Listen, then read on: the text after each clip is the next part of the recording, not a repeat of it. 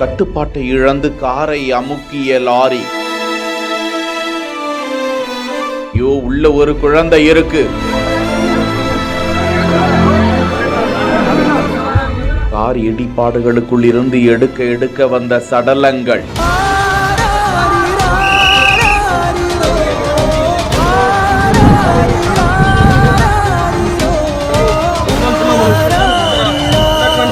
பேரை காவு வாங்கிய லாரி.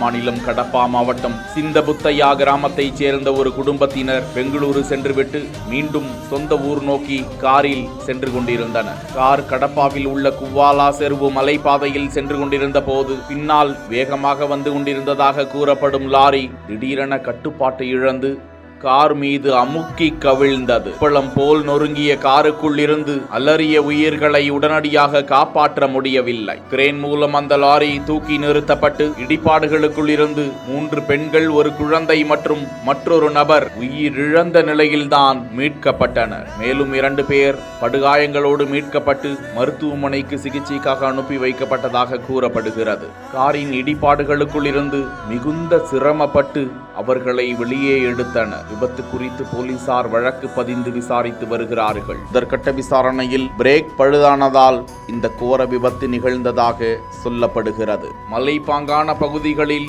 எத்தனை விழிப்புணர்வுடன் வாகனத்தை ஓட்ட வேண்டும் என இந்த கோர விபத்து உணர்த்தியிருக்கிறது.